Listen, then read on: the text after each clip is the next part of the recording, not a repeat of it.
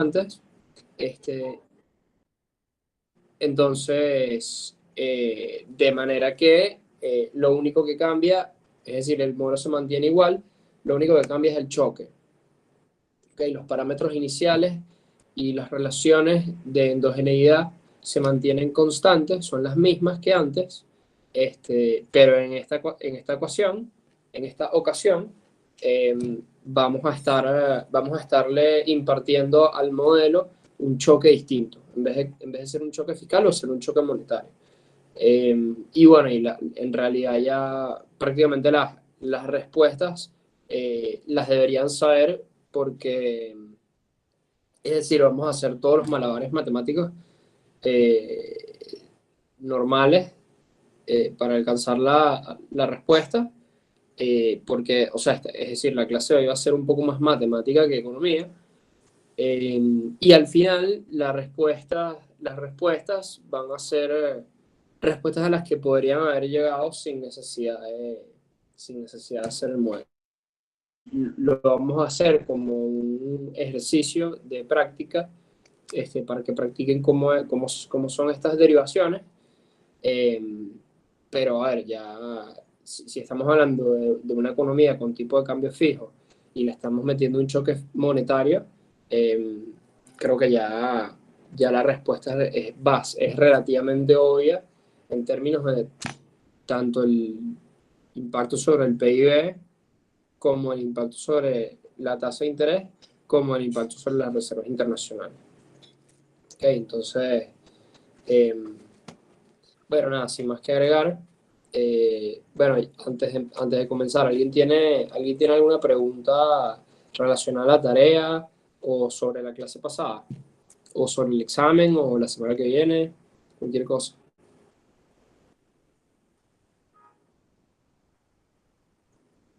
¿Alguna pregunta específica? Ajá, no íbamos a empezar con el determinante de J3. Exacto. Sí, sí, tienes toda la razón, Javier. Vamos a arrancar la clase cerrando esa parte final, entonces, y luego arrancamos con este modelo con un choque monetario. Este, abran su cuaderno en la página donde tienen escrito el final de la clase pasada, ¿okay? Para que no nos tardemos tanto. eh, y nada, y tratar de que esta parte inicial sea relativamente corta. Ojo, sí, yo creo que va a ser relativamente corto esta reflexión final sobre el impacto sobre las reservas internacionales. ¿Alguna otra pregunta?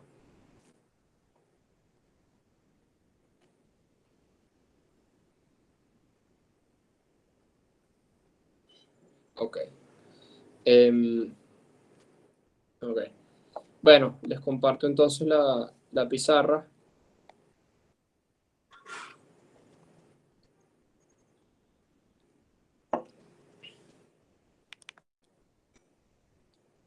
¿No? Y para resumir un poco, para entrar en contexto, refrescar un poco la memoria, recordamos que este, habíamos evaluado ya, habíamos evaluado ya y habíamos encontrado la respuesta a cuál era el impacto de alguna expansión en el gasto sobre el Producto Interno Bruto. Habíamos encontrado también la respuesta a cuál era el impacto de una política fiscal expansiva sobre la tasa de interés. Y pues entonces ahorita lo que nos falta es estimar el impacto de esa política del gasto sobre las reservas internacionales. Entonces, ya habíamos estimado cuál era J3 y cuál era J, para refrescar entonces la memoria. Este, este impacto de las reservas del gasto público sobre las reservas internacionales, ¿okay? Se puede reescribir de esta manera. Y esto a su vez también puede reescribirse como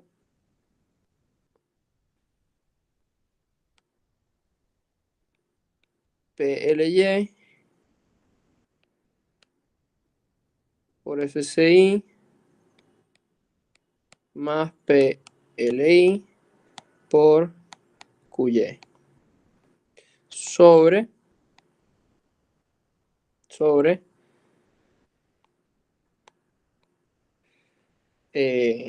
aquí tenemos el término que ya debe ser familiar para ustedes. La pensión marginal a consumir, por lo que queda después de los impuestos, menos la derivada de las importaciones con respecto a la renta, menos 1. Que eso lo multiplicamos por FCI y le sumamos la inversión y bueno, y la derivada nuevamente de las importaciones con respecto a la renta. Ok, entonces estamos a los que faltaban. Ok, entonces aquí nos quedamos la clase pasada. Aquí nos habíamos quedado la clase pasada. Y entonces lo que necesitábamos saber, ok, habíamos dicho que en primera instancia no sabíamos si el efecto era positivo o era negativo cuando lo evaluamos como a ojo, J3. ¿Okay? Recordamos que el denominador, ese determinante J, es negativo, es menor a 0, pero cuando fuimos a evaluar J3, es decir, el impacto aislado de las reservas internacionales, no lográbamos saber si terminaba siendo positivo o negativo. Entonces dijimos que el impacto era indeterminado y dependía de las elasticidades. Dependía es decir, J3, ese PLY, PLI, FCI, QY, esos todos son eh, las relaciones entre las elasticidades eh, que afectan la pendiente de la LM y las elasticidades que afectan la pendiente de la curva azul de equilibrio en la balanza de pago. Okay, entonces, dependiendo de cuál sea más elástica que la otra, entonces vamos a necesitar comprar reservas o vamos a necesitar vender reservas, siendo el Banco Central. Sí, se supone que el Banco Central está actuando única y exclusivamente para mantener un objetivo principal de mantener el tipo de cambio fijo en el tiempo. Entonces, entonces lo que vamos a hacer ahora es evaluar cómo cambian esas relaciones cuando, cuando, cuando el flujo de capitales eh, varía en las proporciones que hemos utilizado en el pasado. Entonces, cuando tenemos una economía con perfecta movilidad de capitales versus cuando tenemos una economía financieramente insular y los dos casos intermedios. Entonces, arrancamos con el primer caso. ¿Qué pasa? ¿Qué sucede? ¿Creen ustedes si la elasticidad del flujo de capitales con respecto a la tasa de interés es igual a 0? ¿Okay? Si tenemos una economía financieramente insular. En este caso, ¿cuánto creen ustedes que termina siendo la variación de las reservas internacionales con respecto, o sea, dado el choque en G? ¿Cuál termina siendo esa elasticidad?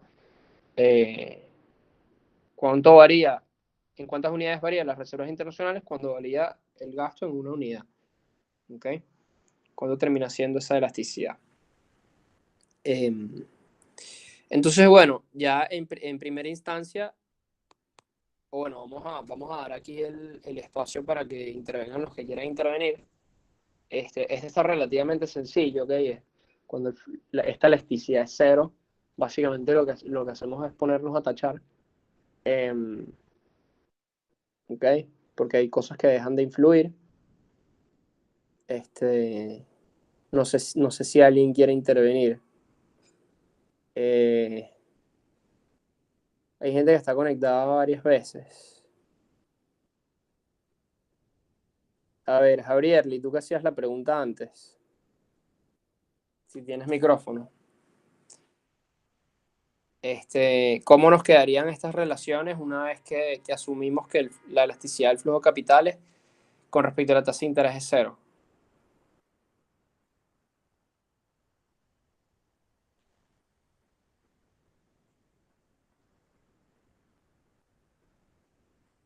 Sí, sí, lo puedes escribir, lo puedes escribir. O si alguien tiene micrófono y quiere responder, para que sea como más interactivo.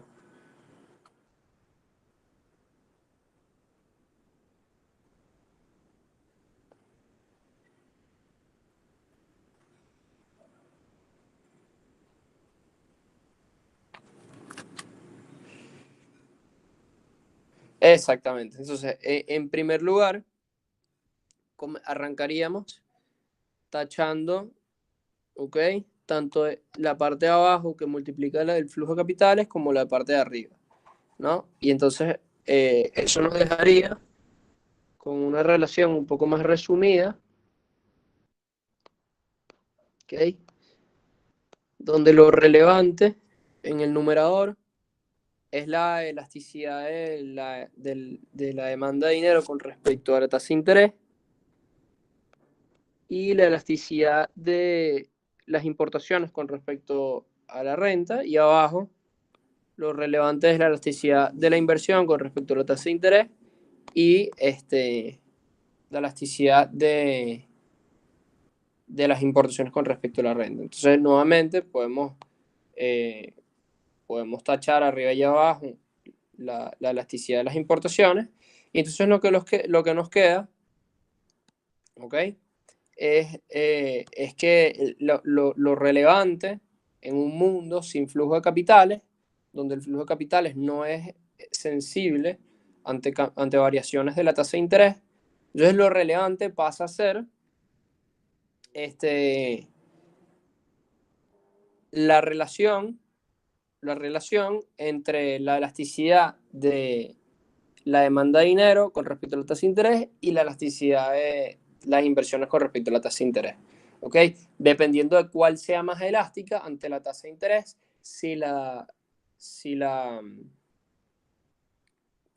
demanda de dinero o las inversiones, entonces pues la magnitud de la variación de las reservas internacionales va a ser mayor. ¿Qué quiere decir esto? Si la elasticidad de la demanda de dinero con respecto a la tasa de interés es mayor, entonces la variación sobre las reservas internacionales va a ser mayor. Y si la elasticidad de las inversiones con respecto a la tasa de interés es mayor, entonces va a aumentar el denominador, va a disminuir esa fracción, ¿ok? Y entonces el impacto sobre las reservas internacionales va a ser, va a ser menor, ¿ok? Entonces, si el numerador aumenta o el denominador disminuye, el impacto sobre reservas es mayor, y si el numerador disminuye o el denominador aumenta, entonces el impacto sobre las reservas es menor. ¿Ok?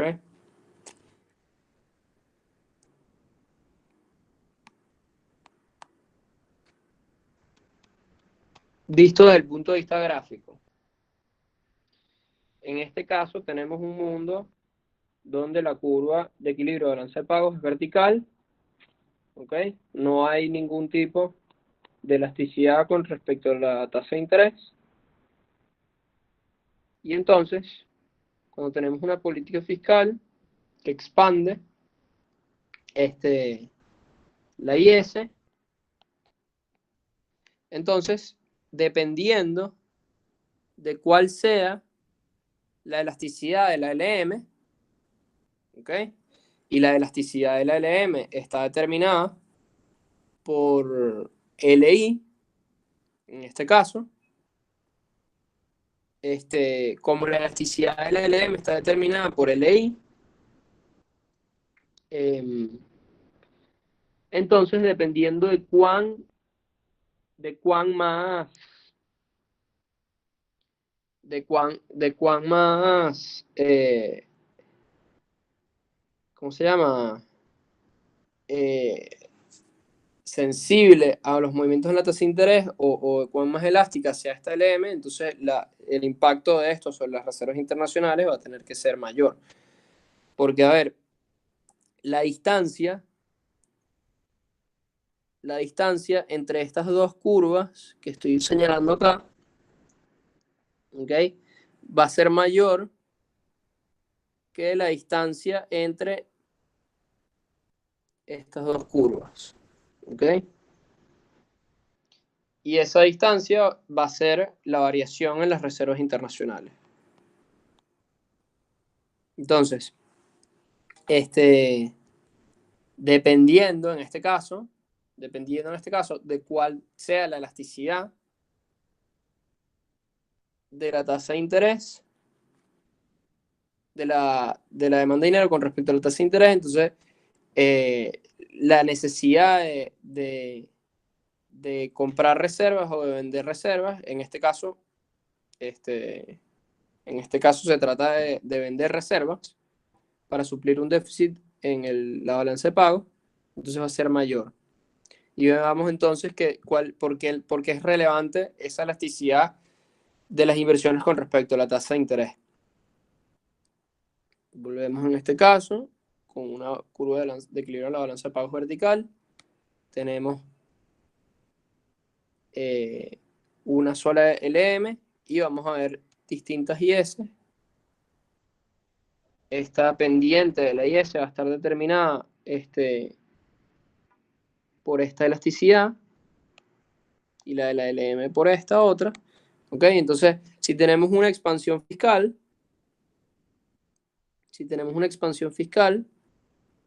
entonces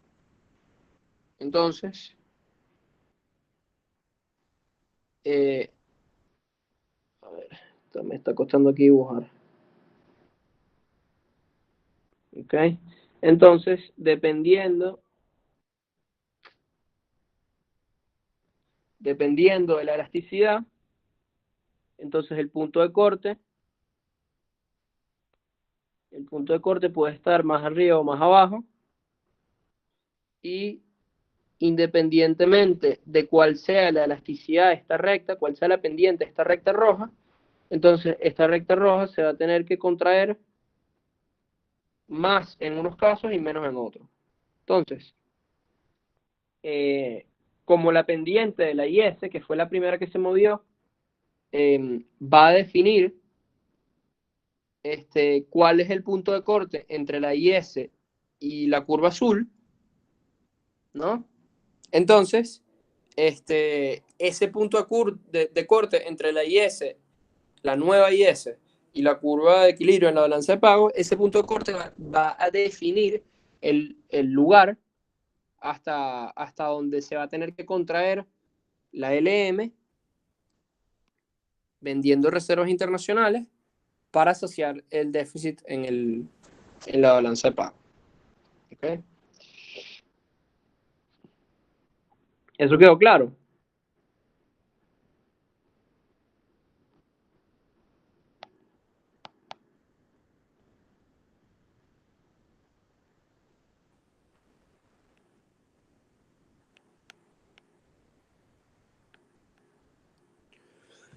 Ok, a ver, y en el caso en que la elasticidad del flujo de capitales con respecto a la tasa de interés se queda pegado que la conexión. Avisen si el resto también se le escucha entrecortado la conexión.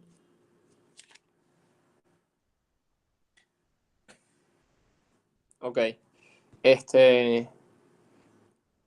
Ok, bueno, si hay gente que escucha bien, entonces no es mi internet. Ok.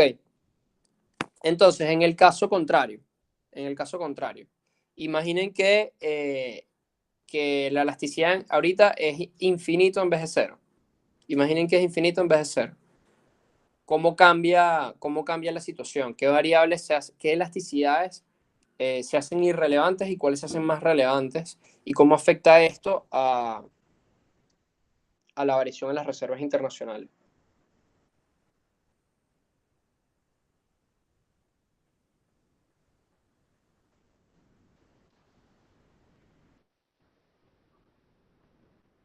Bueno, ya va, y antes de pasar a eso, este, qué signo tiene esto? Es decir, en qué dirección cambian las reservas internacionales cuando el flujo de capitales es cero. ¿Qué signo tiene la elasticidad de la demanda de dinero y qué signo tiene la elasticidad de las inversiones? Comenzamos por LI. LI, ¿esa elasticidad es positiva o es negativa? ¿Aumenta o disminuye la demanda de dinero cuando aumenta la tasa de interés?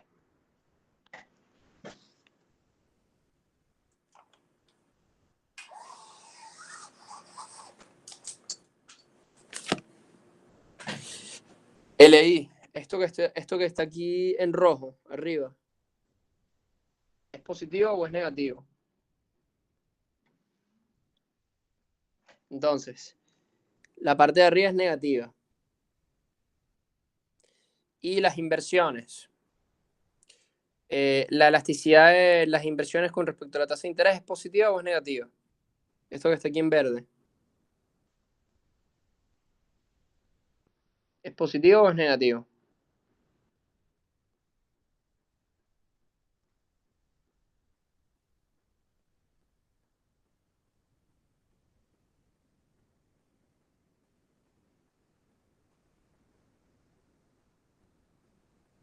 Negativo también. ¿Ok? Entonces aquí entra en juego una cosa que se me había olvidado escribir y nadie me recordó. ¿Ok? Que eso es lo que pasa cuando pasamos la clase de un martes a un viernes. ¿Ok? Que esto aquí arriba, la ecuación de J3, estaba en negativo. ¿Ok? Entonces todo esto hay que agregarle un negativo. Y entonces negativo por negativo positivo por negativo negativo. Y nos queda que esta relación es menor a cero. ¿Ok? ¿Por qué es menor a cero? Por lo que acabamos de ver gráficamente. Porque cualquier expansión fiscal aumenta la renta nacional hasta un punto que obliga a, a, a generar un déficit en la balanza comercial producto del aumento en las importaciones y eso obliga al Banco Central a interferir. Y esa interferencia está en formato de venta de reservas internacionales. ¿Okay? Tercer caso, entonces, cuando tenemos un flujo de capitales con elasticidad infinita. Flujo de capitales con elasticidad infinita. Este, ¿Qué variables se hacen más relevantes y qué variables se hacen menos relevantes? Entonces arrancamos reescribiendo esto.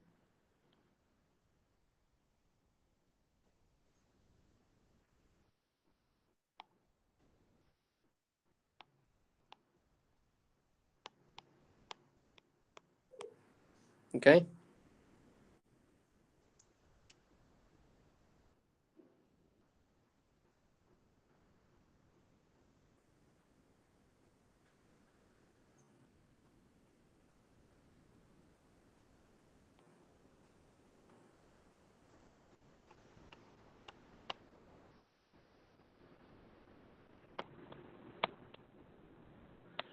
Entonces, ¿qué hicimos?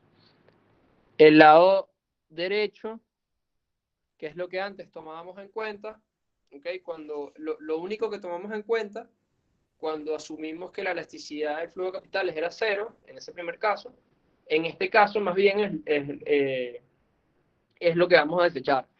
¿Ok? Como la elasticidad como la elasticidad de las importaciones va a ser tan poco relevante al lado de la elasticidad del flujo de capitales, para determinar si tenemos un déficit o un superávit de balanza de pago, entonces, este, entonces lo relevante en este caso va a ser lo que está del lado, lo que está multiplicado por el flujo de capitales. Y eso va a ser arriba la elasticidad de la demanda de dinero con respecto a la renta, y abajo lo que habíamos llamado SY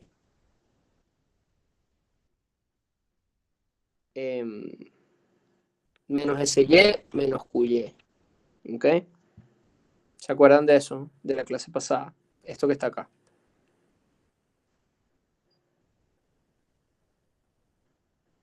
Entonces, esto, el flujo de capitales lo podemos sacar tanto arriba como abajo. Y el resultado, entonces, sería la relación entre menos PLY y lo que habíamos llamado antes, menos SY menos QY, que lo podemos llamar ahorita. Y bueno, lo vamos a reescribirlo igualito como estaba a la izquierda.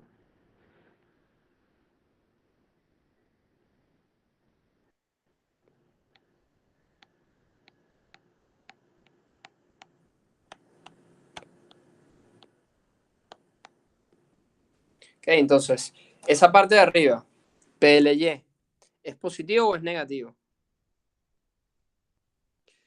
Es decir, la elasticidad de la demanda de dinero con respecto a la renta, ¿es positivo o es negativo?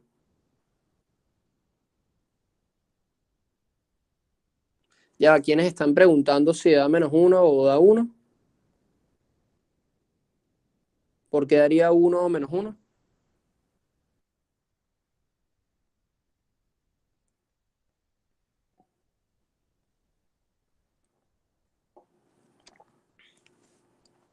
Ok, entonces, esa elasticidad, LY, ¿es positiva o es negativa? ¿Aumenta o disminuye la demanda de dinero cuando aumenta el nivel de renta nacional?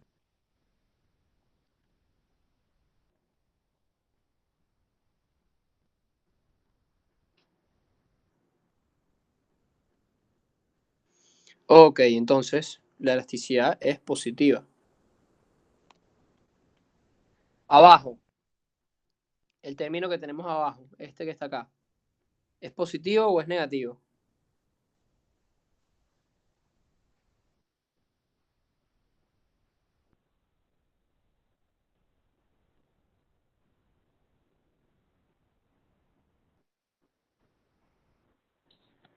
Ok, Anthony, ¿por qué es negativo?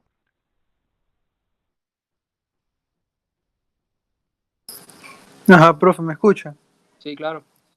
Bueno, fue por lo mismo que explicó en una oportunidad Michelle y después yo terminé confirmando Ok, que C multiplicado por lo que está en el paréntesis es un número menor a 1 y si ese número es positivo pero le restas -1 ya es negativo y aún así le vas a restar otro número negativo, daría más negativo aún. exactamente. Vale. Entonces, el término de abajo es negativo, y entonces el negativo que multiplica PLY por el negativo de abajo es positivo y LY es positivo. Entonces, si el flujo de capitales la elasticidad del flujo de capitales con respecto a la tasa de interés es infinita, entonces, en ese escenario, la variación de las reservas va a ser mayor a cero. ¿Ok? Van a aumentar las reservas. ¿Cuál es este caso? Bueno, en este caso tenemos una curva de equilibrio de balance de pagos horizontal, un aumento de la IS, ¿okay? Que deja en superávit la balanza de pagos porque están entrando capitales, y la única manera de resolver el juego, ¿okay? De vaciar un mercado que tiene un superávit de divisas, un mercado cambiario que tiene superávit de divisas, es que el Banco Central intervenga en ese mercado de divisas, en ese mercado cambiario, comprando el excedente, hasta el punto en donde la tasa de interés se vuelve la misma que la tasa de interés internacional y volvemos al equilibrio en la balanza de pago. Entonces, este movimiento de la LM es causado por un aumento en las reservas internacionales. ¿Okay? Y es obligado por lo que sucedió con la IS, el desequilibrio causado en la IS por la expansión fiscal. Entonces, los casos intermedios. Si en el caso donde la elasticidad del flujo de capitales con respecto a la tasa de interés es cero, las reservas internacionales disminuyen con un aumento del gasto, y en el caso donde esa elasticidad es infinito, las reservas internacionales aumentan con un aumento del gasto, entonces, ¿qué creen que sucederá en los casos intermedios?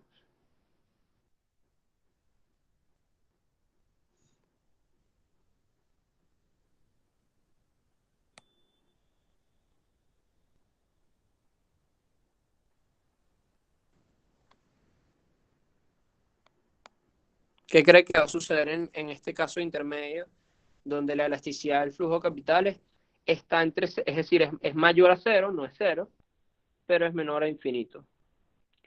¿Okay? Los casos normales de la vida real, donde la cosa no es ni cero ni infinito. ¿Qué va a pasar? ¿Qué va a pasar con las reservas internacionales? ¿Van a subir o van a aumentar?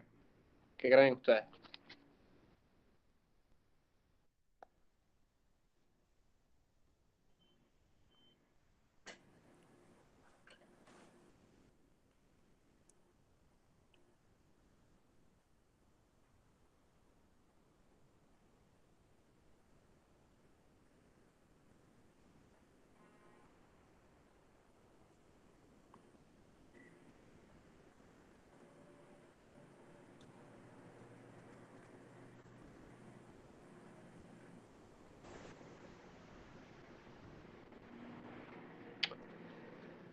Depende de la sensibilidad de las importaciones y del flujo de capitales. Sí, también va a depender de la sensibilidad de la demanda de dinero con respecto a la tasa de interés y con respecto a la renta. Es decir, va a depender de la relación entre las elasticidades de entre la pendiente de la LM y la pendiente de la curva de equilibrio de balanza de pago. ¿Ok? Y la relación entre esas pendientes las hemos definido en dos grandes casos. ¿Ok? Cuando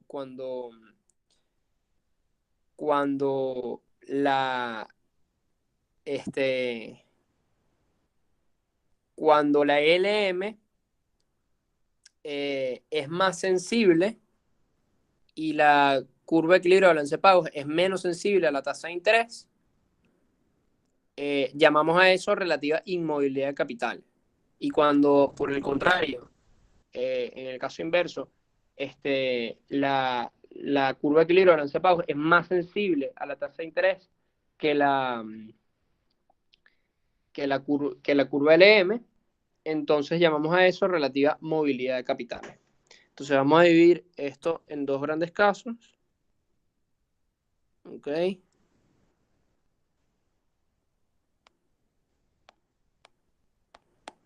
Relativa movilidad y relativa inmovilidad. ¿Ok? Entonces, en el caso donde hay relativa movilidad, o bueno, vamos a hacerlos al revés para que queden más pegados a la relativa inmovilidad, quede más pegado a la economía financieramente insular. Y la relativa movilidad quede más pegada a la perfecta movilidad. Ok, entonces en el caso de relativa inmovilidad, vamos a ser más sensibles que en el caso donde la economía es financieramente insular, pero no vamos a ser suficientemente sensibles como para que sea innecesario hacer política monetaria contractiva vendiendo reservas.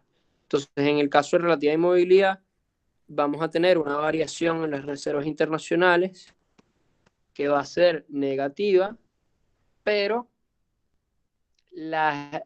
pero va a tener una menor magnitud, va a tener un menor valor absoluto que en el caso donde hay la economía financieramente insular. Es decir, vamos a seguir estando obligados a vender reservas internacionales, pero menos que en el caso donde esa elasticidad del flujo de capitales con respecto a la tasa de interés es cero. Y en el caso donde hay relativa movilidad, okay, las reservas internacionales van a aumentar, pero no van a aumentar tanto como el caso de perfecta movilidad. Okay, entonces, dependiendo de qué tanta elasticidad haya del flujo de capitales con respecto a la tasa de interés, entonces el Banco Central va a estar obligado a comprar o vender menos reservas en esas proporciones. Pues. ¿Eso quedó claro?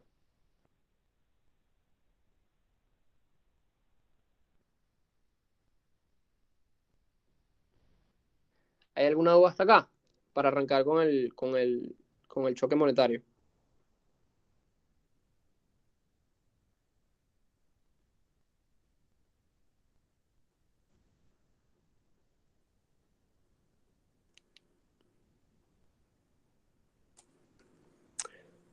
¿Aló?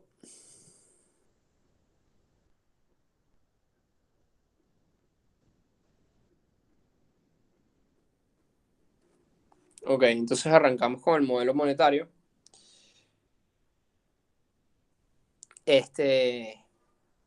Arrancamos con el modelo monetario. En este caso, seguimos teniendo las mismas variables endógenas y las mismas variables exógenas de antes. Es decir, seguimos teniendo como variables endógenas el nivel de renta nacional, la tasa de interés y, y, y las reservas internacionales. ¿Okay? Y lo que va a cambiar, y vamos a tener siguiendo las mismas variables exógenas, y lo que va a cambiar es cuál variable exógena vamos a mover. Entonces, en este caso vamos a mover el crédito doméstico neto, porque vamos a tener una política monetaria expansiva. Entonces, ¿qué tipo de política monetaria expansiva es esta? Bueno, es una política monetaria expansiva en donde en vez de aumentar la base monetaria, ¿ok? En vez de que el Banco Central emita dinero directamente, el Banco Central lo que va a hacer es cambiar las regulaciones de requerimiento de reservas bancarias y va a permitir que los bancos presten más dinero. ¿Okay? Les va a retener menos dinero en el Banco Central y les va a permitir que utilicen ese dinero recientemente liberado para generar más créditos en la economía. Y ese aumento en el crédito en la economía pues va a generar una expansión en los agregados monetarios más profundos. ¿Okay? Es decir, la base monetaria va a quedar constante, pero el crédito doméstico neto se va a expandir. Ahora, ¿cómo vamos a escribir esto? ¿Cómo vamos a escribir esto matemáticamente?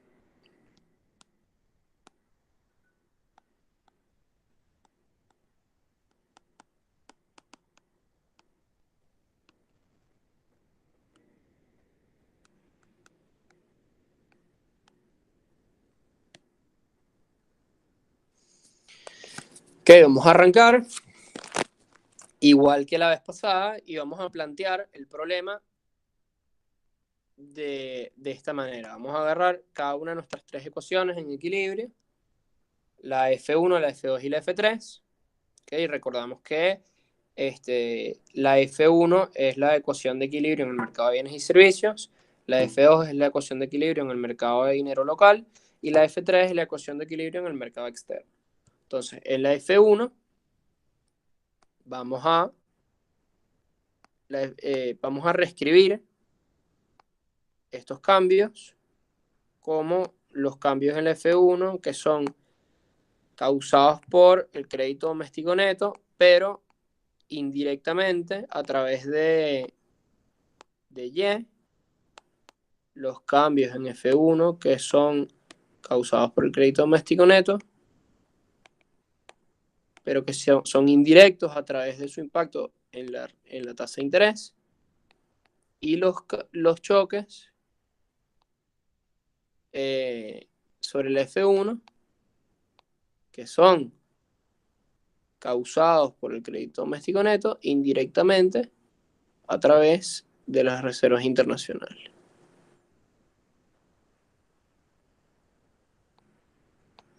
¿Ok?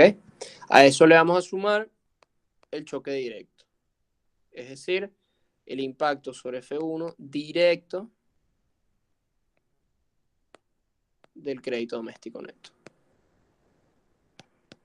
¿Ok? Entonces la suma de todos estos impactos se supone que va a ser cero porque el mercado está en equilibrio. ¿Ok?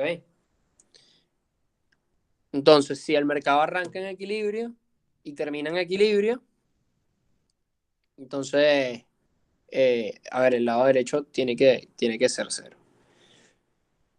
En segundo lugar, la segunda ecuación.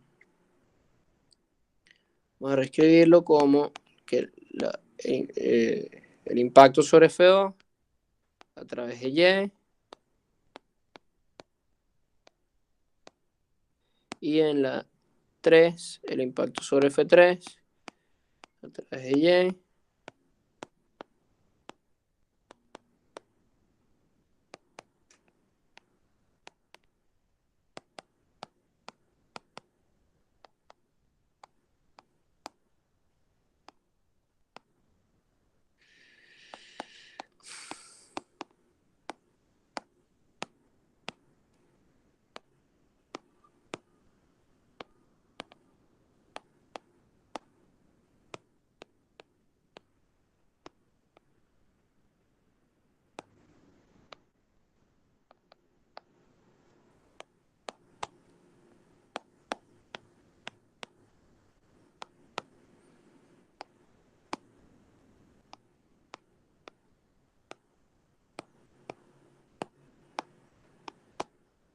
Ok.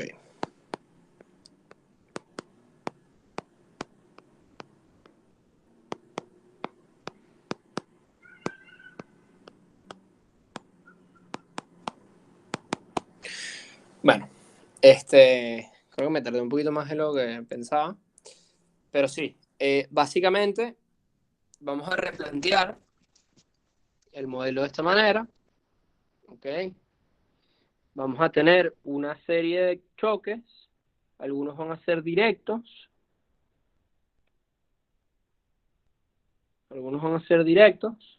otros van a ser indirectos, y los indirectos se van a realizar a través de estas tres variables endógenas, la renta, la tasa de interés y las reservas internacionales. ¿Okay? Y lo que nosotros queremos hacer al final de todo esto es estimar, al igual que la vez pasada, cuál es el impacto del crédito doméstico neto sobre el nivel de renta, sobre la tasa de interés y sobre las reservas internacionales. Porque realmente el impacto del crédito doméstico neto sobre F1, F2 y F3 directamente, eso va a ser algo muy fácil de saber a simple vista. Entonces, esto lo reescribimos al igual que la vez pasada. Lo vamos a reescribir de manera matricial.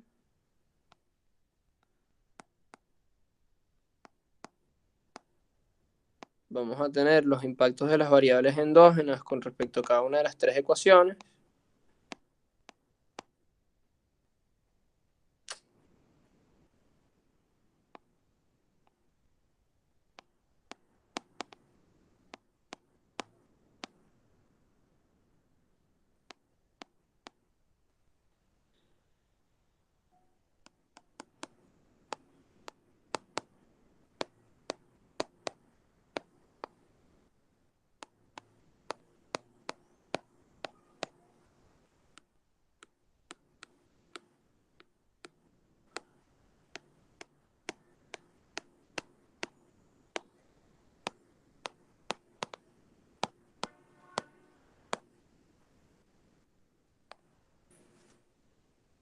Luego vamos a tener, ¿cuál va a ser el siguiente vector?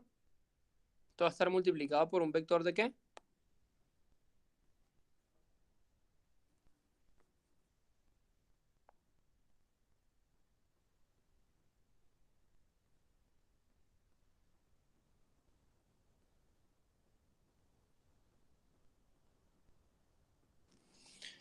Es decir, si reescribimos estas tres ecuaciones de la clase pasada, de la lámina pasada, ¿ok?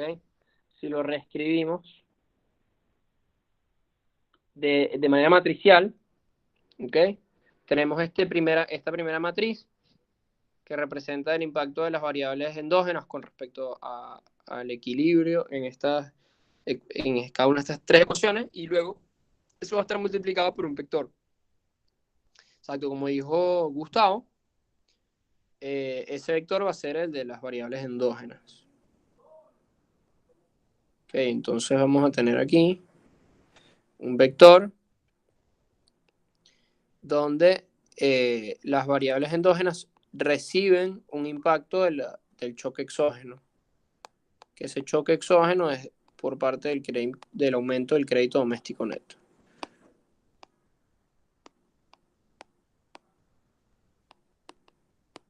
Ok, entonces en la matriz de la izquierda, las variables endógenas generan un impacto sobre el equilibrio en cada una de las tres ecuaciones, y en el vector verde que tenemos aquí de segundo, esas variables endógenas reciben un impacto por parte de la variable exógena que cambió, que en este caso fue el crédito doméstico neto.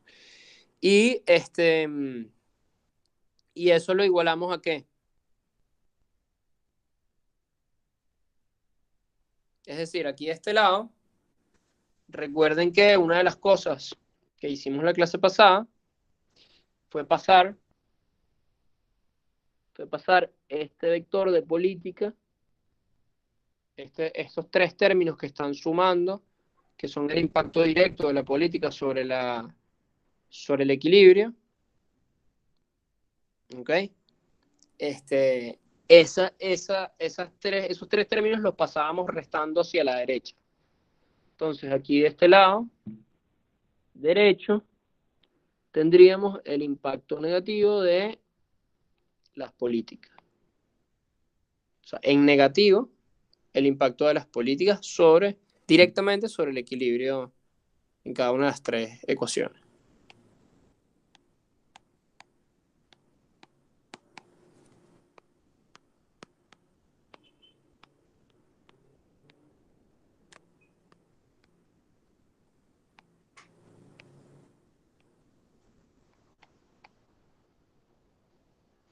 ¿Ok?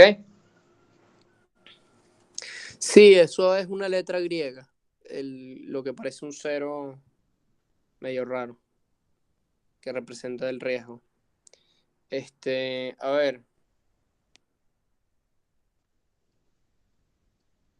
Entonces,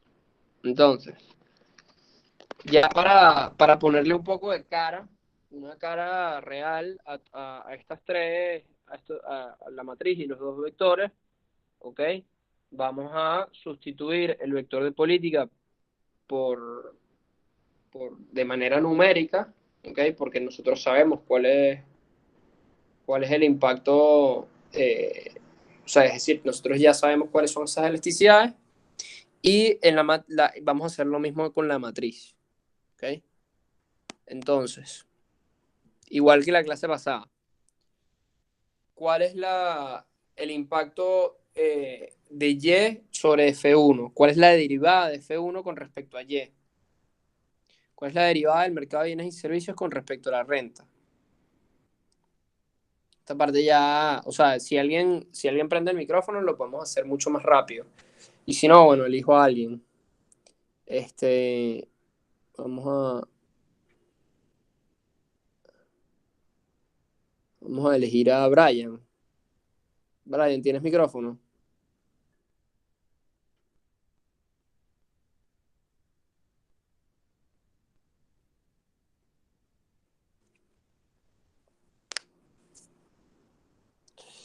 Que vamos a tratar de hacer esto rápido. Voy a elegir personas que hayan estado activas en alguna clase antes. Pero si alguien más quiere intervenir, mucho mejor. Michelle, ¿cuál es la derivada de la IS con respecto a la renta? Esto ya lo deberían tener en su cuaderno de la clase pasada. Esto ya debería estar en su cuaderno de la clase pasada. Toda esta matriz entera.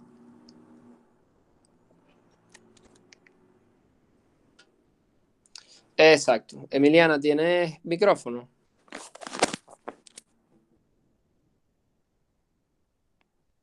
¿Me escuchas? Sí.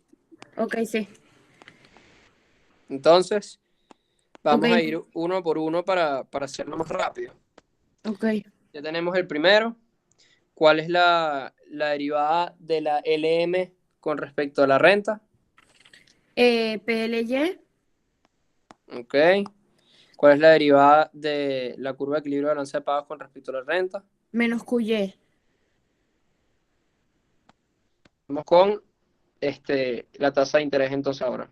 ¿Cuál es la derivada de la IS con respecto a la tasa de interés? Pues, o sea, I de inversión y de tasa de interés. O la Ujú. elasticidad. ¿Cuál es la derivada de la LM con respecto a la tasa de interés? PLI, ¿Y cuál es la derivada de la curva de equilibrio de balance de pagos con respecto a la tasa de interés? FCI. Ok. Y bueno, mucho más fácil ahora con las reservas internacionales. Cero ¿Cuál es menos, la 0, menos uno y cero, ¿no? menos uno y cero? Ok, ¿por qué 0, menos uno y cero? Porque bueno, porque o sea, en F1 no hay, o sea, no intervienen las reservas internacionales, entonces la derivada es cero. En Ujú. la F2, porque el menos M que tenemos es crédito doméstico neto más reservas internacionales. Entonces, ¿Por qué? porque M es igual al crédito doméstico neto más las reservas internacionales, y como la M está negativa, entonces por eso te queda menos uno. Ok, Y en la balanza de pagos o en F3 también te queda cero porque no intervienen o sea, no están las reservas internacionales. ok. ¿Y en el vector de política? ¿Cómo nos queda eso? Es decir, ¿cuál es el impacto del crédito doméstico neto sobre la IS?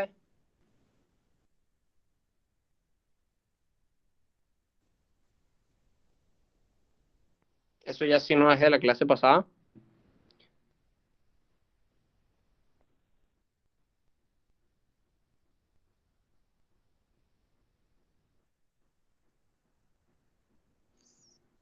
A ver, CDN es crédito doméstico neto.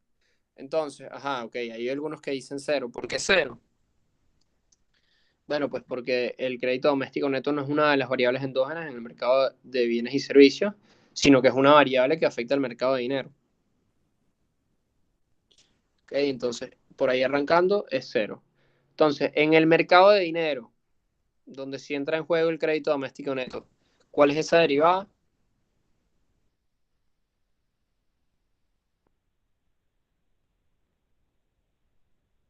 Menos uno, ¿por qué?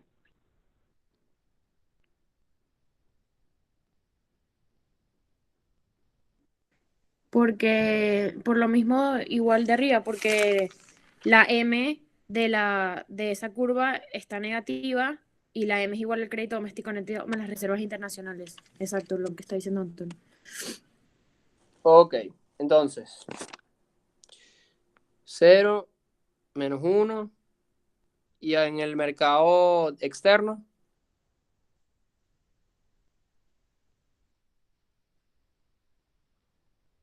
en el mercado externo cero. Ok, a ver, entonces, esa parte que está negativa,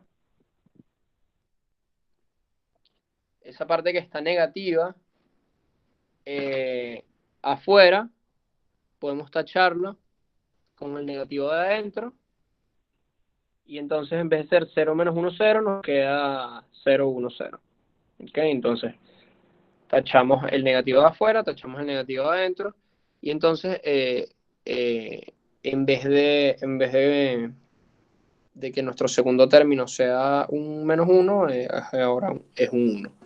Entonces ahorita vamos a pasar a calcular los 4 determinantes.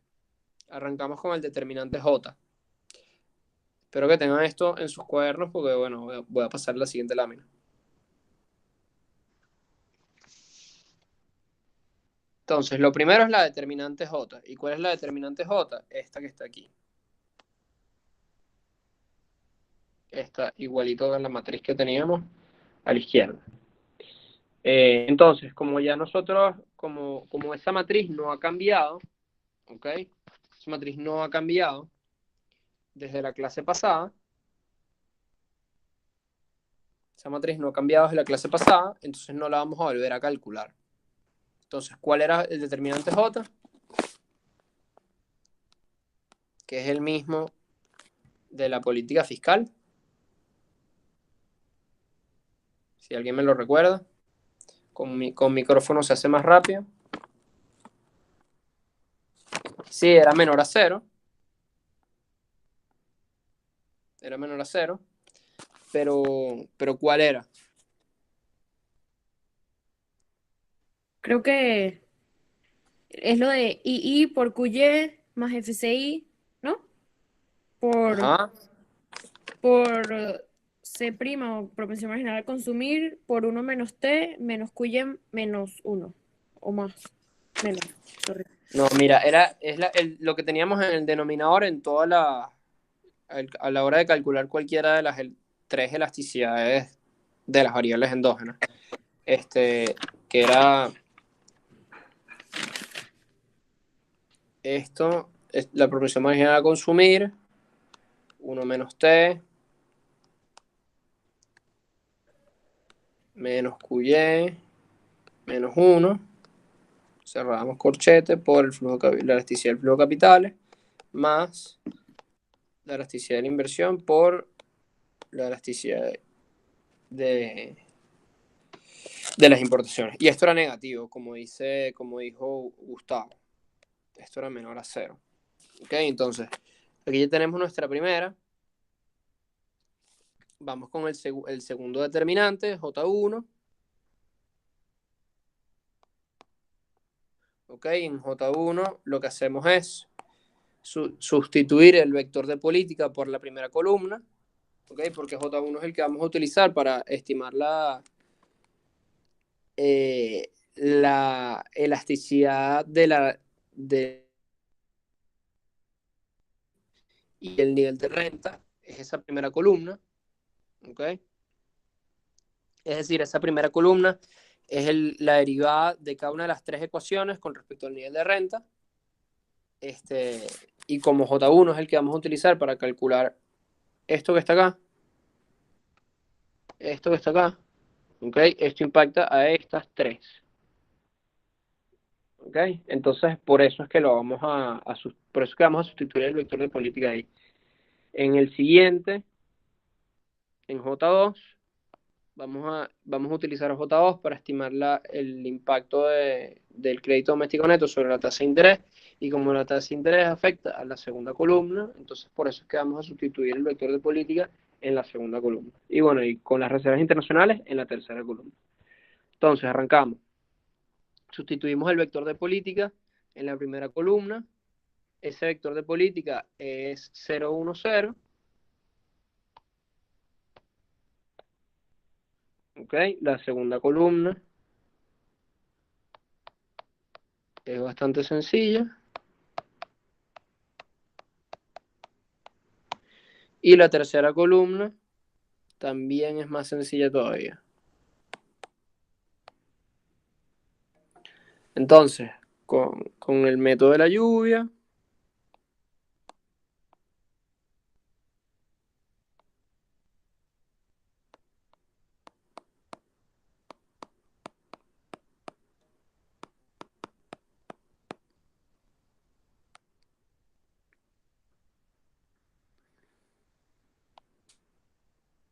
Ok, estimamos. Y nos damos cuenta. ¿Quién puede calcular esto más rápido? Está bastante sencillo. Ok. Recuerden que arrancamos de izquierda a derecha, de arriba para abajo. O sea, primero los rojos y después los azules. Se suman los rojos y se restan los verdes.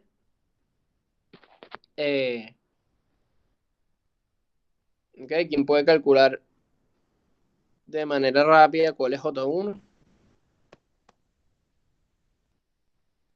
0. Da 0. ¿Por qué da 0? Porque 0 más 0 más 0 menos 0 menos 0 menos 0 es igual a 0. ¿Ok? Entonces J1 es igual a 0. Y si J1 es igual a 0, entonces la variación del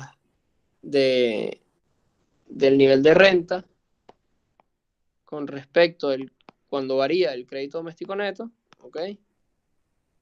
Es 0.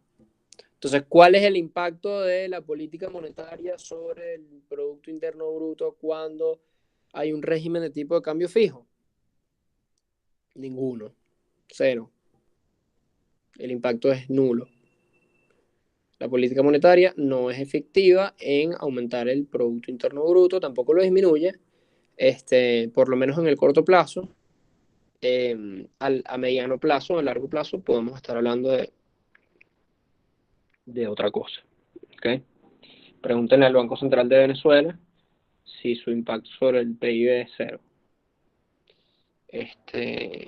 Entonces, ya listo con J, listo con J1, vamos con J2.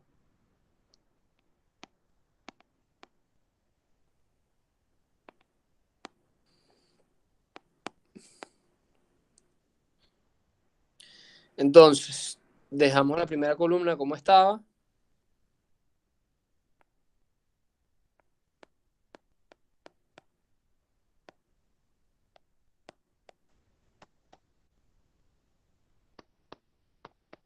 Sustituimos la segunda por el vector de política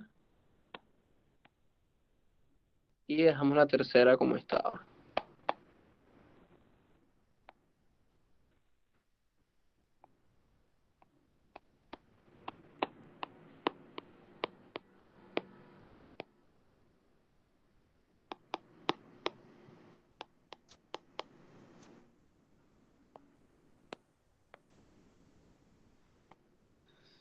Meto la lluvia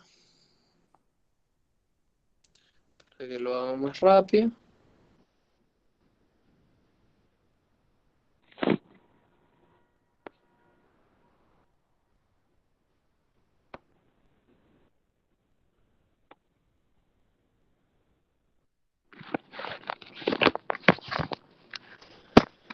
Ok. ¿Y cuál es el resultado? ¿Cuál es el resultado sobre la tasa de interés? 0 también. ¿Por qué el resultado es 0? ¿Quién me puede explicar por qué el resultado es 0? ¿Alguien que quiera quitar el micrófono?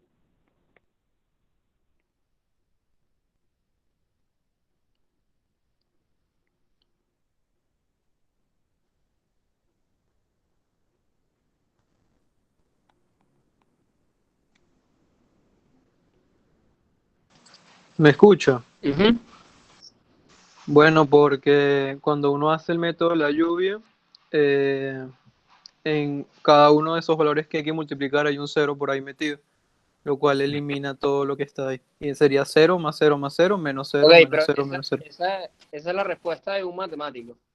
Bueno, ¿Cuál es la en respuesta verdad de un sí. economista? Que la política no fue efectiva, que no hubo ni crecimiento ni disminución, ¿no? Ajá, pero la tasa de interés era un objetivo de política o era un resultado de la política. Un resultado de la política.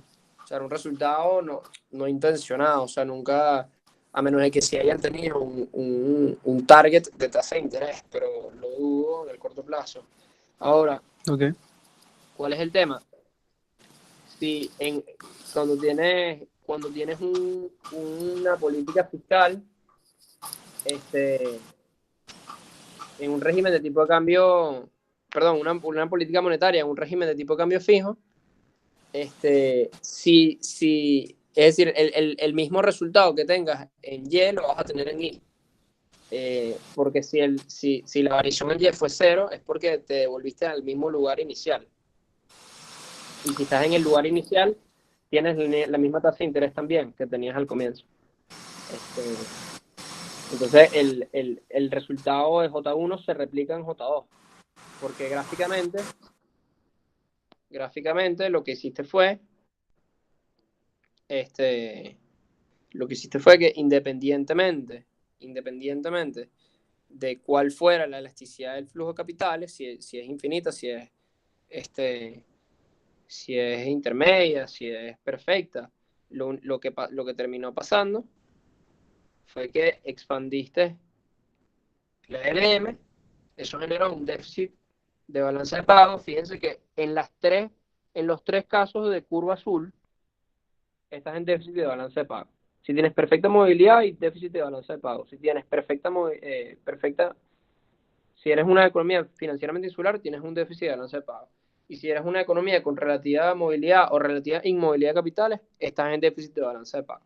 Y la única manera de solucionar eso es con una política que te devuelve el equilibrio vendiendo reservas internacionales por parte del Banco Central.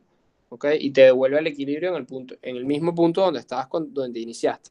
Y en ese punto inicial tienes tanto la misma tasa de interés que tenías antes como el mismo nivel de renta que tenías antes. ¿Ok? Entonces, por eso es que J1 y J2 son lo mismo. Son cero. En el caso de J1 porque el impacto sobre el renta es cero, y en el caso de J2 porque el impacto sobre la tasa de interés es cero. Ahora vamos con J3, que es la que va a ser un poquito distinta.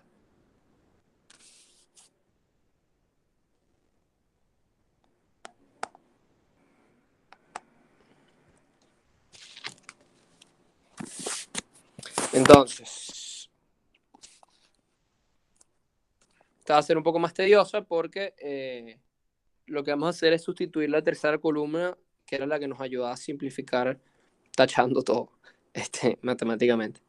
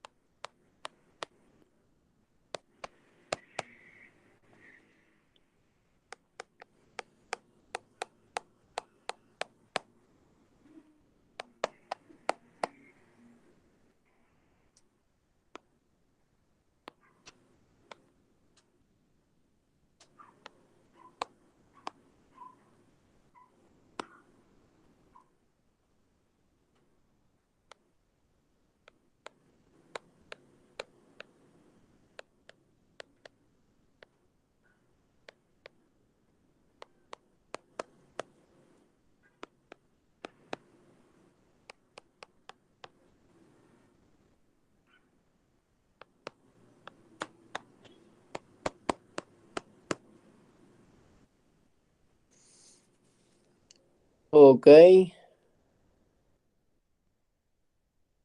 creo que son iguales las dos respuestas que dieron, si no me equivoco. Entonces, la elasticidad de las inversiones por de las importaciones y exactamente, sí, la respuesta es esa. Bueno, ok, sí, la respuesta es esa. Entonces, J3 lo podemos reescribir como el negativo de la elasticidad de las inversiones multiplicada por la elasticidad de las importaciones menos la elasticidad del flujo de capitales con respecto a la tasa de interés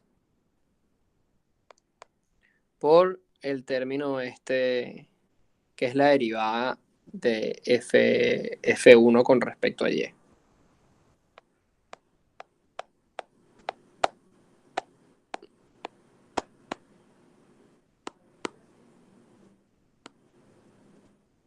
¿Ok? ¿Y esto va a ser positivo o va a ser negativo? Volvemos a la pregunta.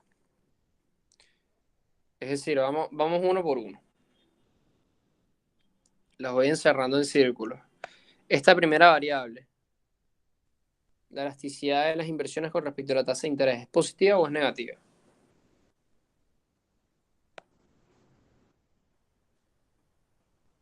¿Aumenta o disminuye las inversiones cuando aumenta la tasa de interés?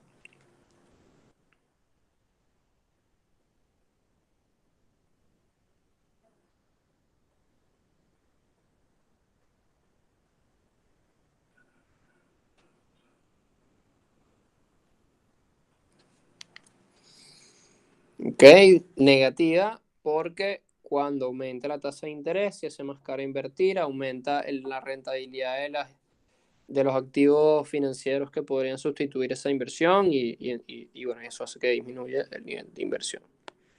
Ajá. ¿La elasticidad de las importaciones con respecto a la renta es positiva o es negativa?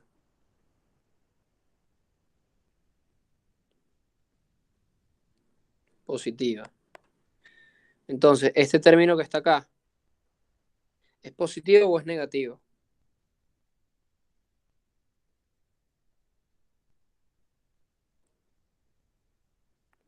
Como dice Gabriel y luego Ángel, el primer término nos queda positivo.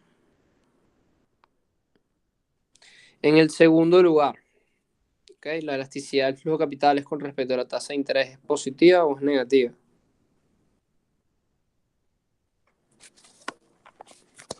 Positiva. Y el término que tenemos aquí a la derecha,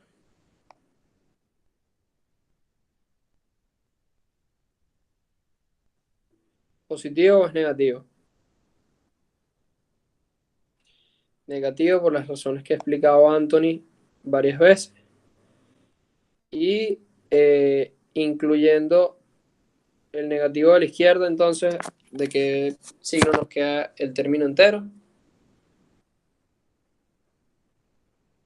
Positivo. ¿Ok? Entonces, cuando sumas un positivo más un positivo, J3 termina siendo positivo.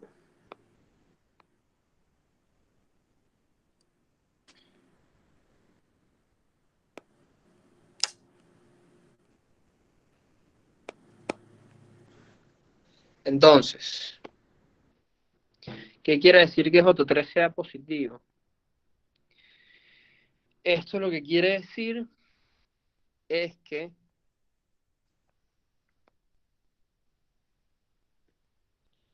la derivada de las reservas internacionales con respecto al crédito doméstico neto, que va a ser igual a J3 entre J, asumiendo que J es negativo y J3 es positivo, ¿ok? Entonces, esa derivada de las reservas internacionales con respecto al crédito doméstico neto va a ser negativa. ¿Por qué va a ser negativa? Porque como explicamos, bueno, creo que borré la gráfica, cualquier impacto, o sea, cualquier aumento de crédito doméstico neto va a necesitar una contraparte de exactamente la misma magnitud, de exactamente la misma magnitud en sentido contrario. Y no solamente es que va a ser negativo, sino que podemos saber cuál, o sea, nosotros podemos saber exactamente cuál va a ser, es decir, podemos seguir despejando aquí, porque J3 es exactamente el inverso de J. ¿Ok? Si nosotros nos traemos J para comparar, ¿ok? Si nos echamos para atrás, ¿Dónde está J? Ok, aquí está J. Si J es la versión sin el signo negativo al comienzo de J3,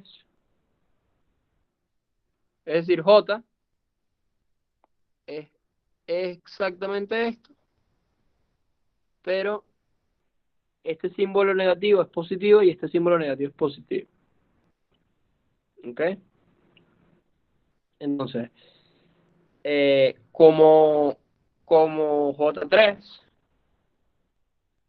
es J por menos 1, ¿ok? J3 es igual a J por menos 1, entonces J3 entre J es igual a menos 1. ¿Y qué quiere decir esto?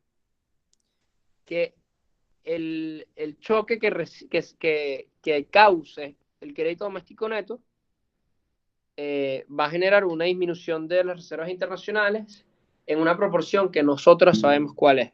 Y esa proporción es el 100%. ¿Ok? 1. Este 1. Que cualquier aumento del crédito doméstico neto lo multiplicas por menos 1 y es la variación de las reservas internacionales. ¿Qué quiere decir esto? Si el crédito doméstico neto aumentó en 500 millones de dólares, las reservas internacionales van a disminuir en 500 millones de dólares.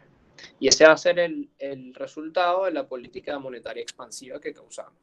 ¿Okay? No hubo ningún impacto sobre el PIB, no hubo ningún impacto sobre la tasa de inversión, sobre la tasa de interés.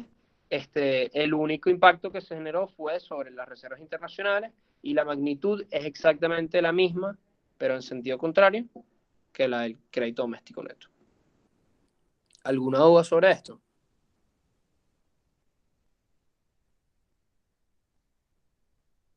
Por eso es que les decía que el resultado de la clase de hoy iba a ser algo que se podía intuir teóricamente antes de sacar los cálculos. ¿Ok? Pero bueno, creo que igual sirve como práctica. O sea, esto pudo haber sido una buena preparaduría, por ejemplo. A ver, ¿alguna pregunta? Y arrancamos a escribir más o menos cómo, o sea,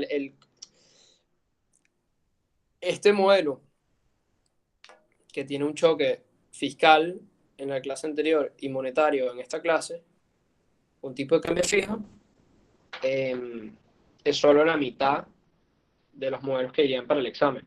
La otra mitad serían los modelos con tipo de cambio flexible. Los modelos con tipo de cambio flexible funcionan de manera bastante similar. Lo único que cambia son cuáles son las variables endógenas y cuáles son las variables exógenas. Y bueno, de hecho, lo único que cambia es que las reservas internacionales pasan a ser una variable exógena y el tipo de cambio pasa a ser una variable endógena. Y entonces, bueno, nada, lo que les quería enseñar ahorita sería cómo arrancar a plantear la parte matemática de los modelos con tipo de cambio flexible. No lo vamos a resolver ni en esta clase, ni en la próxima, ni en ninguna, ¿ok? Porque sería como bastante tedioso matemáticamente y estaríamos haciendo lo mismo que antes, ¿ok? Es algo que perfectamente pueden hacer ustedes en su casa. No vale la pena perder tiempo de clase con eso. Y entonces ya la clase que viene arrancamos con tema 2. En tema 2 pasan a ser flexibles los precios y empezamos a considerar cómo afecta la flexibilización de los precios a todos los supuestos que habíamos asumido para tema 1. ¿Okay? ¿Cómo cambia el juego cuando los precios se vuelven flexibles? Es decir, cómo cambia el juego cuando nos acercamos más a la realidad. ¿Cómo nos vas a evaluar esto del parcial. ¿Qué tipo de pregunta? Bueno, eso lo podemos revisar en la clase de repaso o en la clase de las preguntas, que es el martes antes del examen. O sea, si el parcial es el viernes, ese martes podemos hacer algunos ejercicios tipo examen, como repaso. Y bueno, también para ese día van a tener el quiz, que va a tener ejercicios más o menos de ese estilo. Eh, pero, pero a ver, yo en el examen podría hacerle muchísimas preguntas. Esas preguntas podrían ser desde que deriven eh, este modelo con política fiscal en tipo de cambio flexible, que es algo que no hicimos en clase, pero eso sería como, eso no tendría mucho sentido hacerlo en un semestre que es online, porque lo que va a pasar es que uno de ustedes lo va a resolver y lo va a montar en algún grupo de WhatsApp que tengan entre todos y se copien y ya, y eso no tiene mucho sentido. Entonces, creo que una mejor manera de evaluar esto sería con algo más de análisis, ¿no? Entonces, por ejemplo, que expliquen, o sea, que analicen lo que hicimos en la clase pasada con, con una política fiscal, esos resultados, ese impacto sobre la política fiscal, de la política fiscal sobre el nivel de renta nacional, el nivel de la tasa de interés, el nivel de las reservas internacionales. Yo les puedo pedir que hagan algún tipo de análisis con respecto a eso. O, por ejemplo, les puedo pedir que se metan en internet y busquen una data del Fondo Monetario Internacional, ¿ok? Y que con esa data del Fondo Monetario Internacional, entonces ustedes estimen algunas de estas elasticidades y que con esas elasticidades me resuelvan un problema matemático, ¿ok? Por ejemplo, esa elasticidad que era bastante sencilla, ¿no? Que dependía de la elasticidad de la demanda de dinero con respecto a la tasa de interés y la elasticidad de la inversión con respecto a la tasa de interés. Esos son dos términos que yo les podría dar y les digo, mira,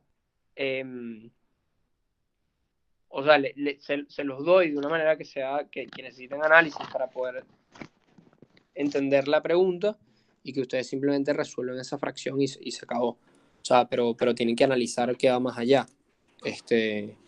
Pero los ejercicios de examen no van a ser tan relacionados a esta parte matemática. O sea, puede que hayan algunos que para los que necesiten utilizar esta parte matemática, pero intuyo yo que van a estar más relacionados a la parte gráfica, ¿ok? Por un simple hecho de que es más cost effective en términos de tiempo. O sea, si ustedes pueden resolver un ejercicio gráficamente o matemáticamente, si les permito que lo hagan de las dos, y se tardan 10 minutos en hacerlo gráficamente y se tardan 1 hora en hacerlo matemáticamente, ustedes van a preferir hacerlo gráficamente. Entonces, lo más probable es que yo a la hora de hacer el examen les ponga un caso, ¿okay? Les explique cuál es el estado inicial, las dotaciones iniciales de una economía, y le empecemos a caer a choques a esa economía. ¿Okay? Entonces, esa economía tiene un estado inicial que ustedes tienen que entender cuál es, y entonces el hacedor de políticas en esa economía empieza a hacer política económica, empieza de repente, no sé, hace una expansión fiscal, cambia el régimen de tipo de cambio, su banco central se pone en rebeldía y se pone a hacer política monetaria que de repente es distinta a la que él quisiera, de repente suben las tasas de interés internacionales, o tienes un cambio en la renta de los extranjeros, o ¿entiendes? Como que lo más probable es que el examen sea de ese estilo. Tienes una economía que tiene unos parámetros iniciales y esos parámetros empiezan a cambiar por distintas razones. Algunas razones pueden ser cambios en el contexto, ¿ok? Cambios en las variables exógenas que no tienen nada que ver con política económica, o de repente pueden haber unos cambios en las variables de política económica. O sea, puede ser que de repente el Banco Central haga esto, o el presidente haga esto otro, el Congreso, o el rey, o lo que sea. Entonces, ese es más o menos el estilo de mis exámenes. Van a ver, va a estar esa parte de los casos, y va a haber otra parte que sea más teórica, donde ustedes tienen que responder otro tipo de preguntas que sean distintas, o sea, que no sean tan fáciles de evaluar con ese método de casos. Pero sí, esa es más o menos la idea. O sea, que ustedes aprendan a entender, a entender las preguntas. O sea, una parte importante del examen es que entiendan las preguntas. Yo les pongo un caso y pasa algo. Y ustedes tienen que interpretar qué fue ese cambio y qué impacto tiene eso sobre la economía. En algunos de esos casos vamos a tener precios fijos, entonces saben ustedes que ya es tema 1, y en otros casos vamos a tener precios flexibles, entonces es tema 2. Pero esa es básicamente mi manera de plantear los exámenes. Eso quedó claro. Por eso es que en la clase pasada les había preguntado si querían algún tipo de ejercicios tipo examen. Pero entiendo que lo mejor es que los hagamos en esa misma semana, el martes, el día del quiz.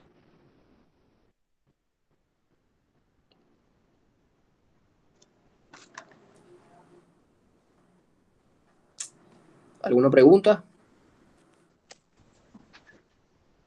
Ajá. ¿Cuánto tiempo tiene estimado el parcial? No, este martes no, ya. Primero la primera. Andrés, este martes que viene no es el quiz. Este martes que viene y el viernes que viene también vamos a tener clases sobre tema 2, que es cuando flexibilizamos los precios. Y entonces, dependiendo de si nos tardamos 1 o 2 semanas en tema 2, entonces el quiz va a ser o dentro de 2 semanas o dentro de 3 semanas. ¿Okay? Y el parcial es ese viernes de la semana del quiz. ¿Cuánto tiempo estimado tiene el parcial? No estoy seguro todavía. Mi intención es que, o sea, como ustedes tienen problemas de internet, la idea y de electricidad, la idea es que el tiempo que yo les dé a ustedes para hacer el examen sea como 2.5 veces el tiempo necesario para que ustedes resuelvan el examen. O sea, si el examen normalmente te tardaría 2 horas y media resolviéndolo, probablemente, o si el examen te tardaría 3 horas resolviéndolo, entonces yo les voy a dar 7,5 horas, 7 horas y media para que lo resuelvan. Entonces hay como una ventana de tiempo en donde ustedes podrían resolver el examen. Mi recomendación es que tengan como que plan B, o sea, si en su casa no hay internet, que puedan ir a otro lado, o si en su casa no hay electricidad, que ustedes sepan, no sé, alguien cercano a ustedes que les pueda, donde haya planta o una zona que tenga otra, otra entrada eléctrica, y entonces cuando ustedes se le va, ellos tienen algo así. Esa es más o menos la idea. No sé cuánto va a durar el examen todavía, porque no he terminado de hacer las preguntas, pero cuando termine de hacer las preguntas les puedo decir eso. Creo que ya la semana que viene tendría una idea más clara de cómo hacer el examen. O sea, cuántas preguntas y cuánto tiempo. Pero no se preocupen por eso todavía. O sea, vayan estudiando poco a poco y traten de tener la materia al día, y si tienen la materia al día, el examen no tendría por qué ser tan complicado. Sí, hasta hoy llegamos con tema 1, ya a partir de la clase que viene es tema 2. Lo ideal es que ya se hayan terminado de leer el capítulo 6 del libro. Exacto, puede ser la semana, puede ser, no, ya va, no se vayan no va a ser la semana del 7. Ajá, ya va. Puede ser, mira, puede ser que sea la semana del 24 o la semana del 1. La del 7 no. En la semana del 7 ya ustedes deberían tener su nota. Que de hecho creo que más o menos por ahí es la fecha de retiro. Entonces estoy yo obligado a darles nota antes de eso.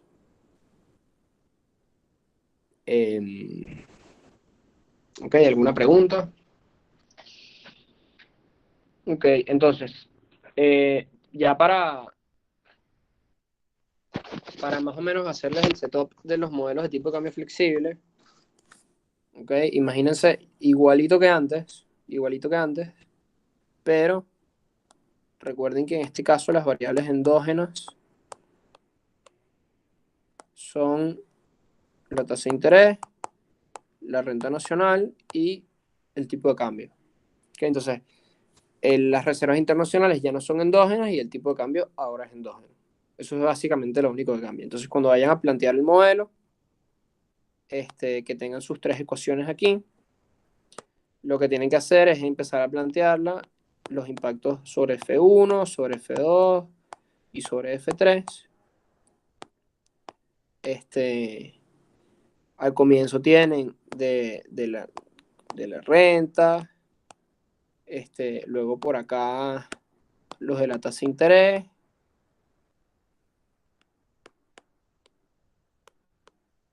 y por acá el impacto de una variación del tipo de cambio. ¿Ok? Entonces, bueno, lo que estarían es añadiendo una nueva variable endógena. Y entonces, eso quiere decir que cuando vayan a usar J1,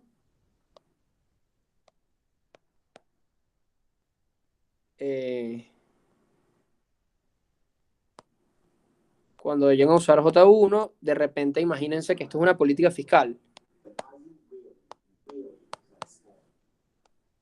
De repente, imagínense que es una política fiscal. Entonces, cuando vayan a estimar J1, que es con J1 entre J, van a llegar a este resultado.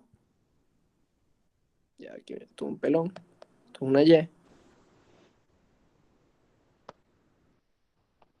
Con J1 entre J van a llegar a este resultado. Con J2 entre J van a llegar a este otro resultado, al impacto sobre la tasa de interés. Y con J3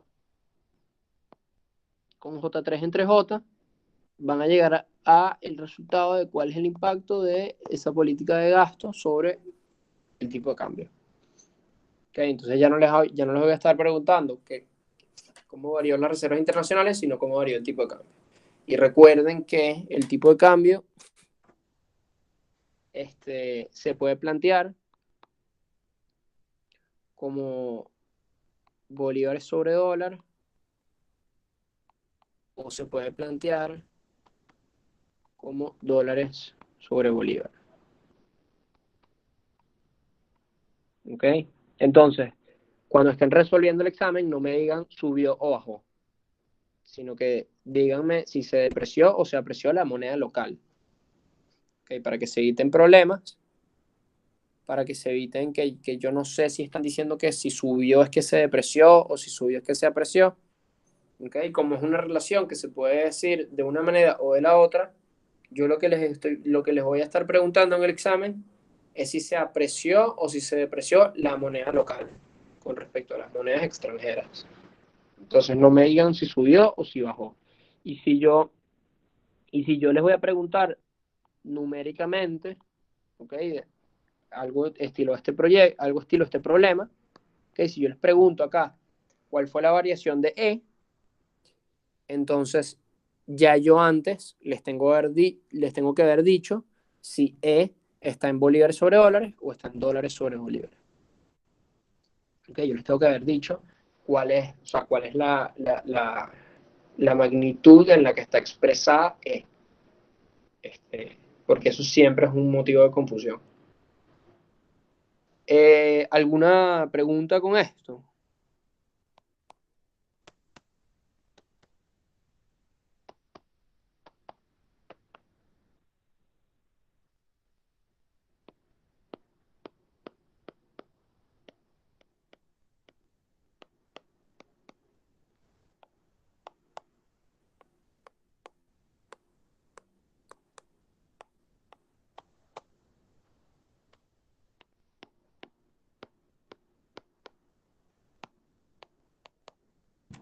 ¿Alguna pregunta con esto?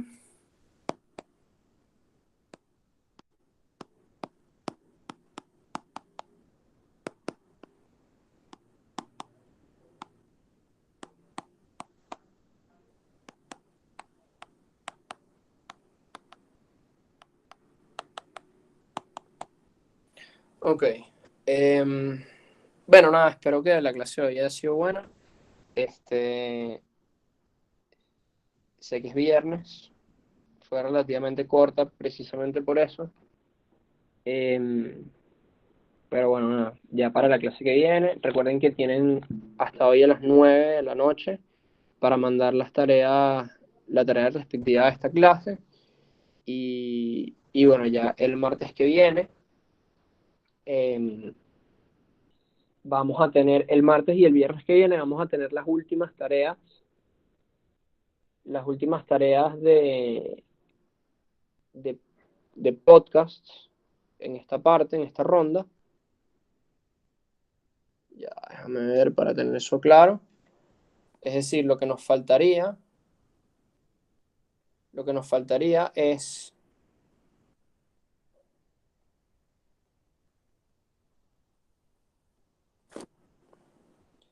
nos faltaría la discusión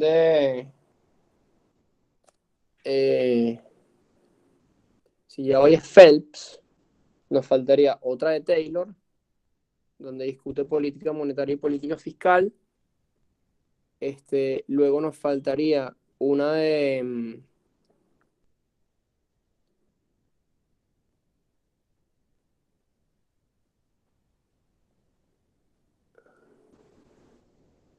claro, sí, ya. Entonces ya, el martes que viene tendríamos la última tarea con podcast de esta primera parte antes del parcial, que sería otra discusión con Taylor. Y luego, para ese viernes, no vamos a tener un podcast como material, sino que vamos a tener un artículo. Igualmente para el martes del quiz. Entonces, antes del parcial, lo que vamos a tener no son podcasts, sino ensayos, ¿ok? Y esos ensayos, recuérdenme que se los vaya pasando a tiempo, para que tengan más tiempo. Entonces, bueno, nada, creo que ya eso es todo por hoy y voy a dejar de grabar ahorita.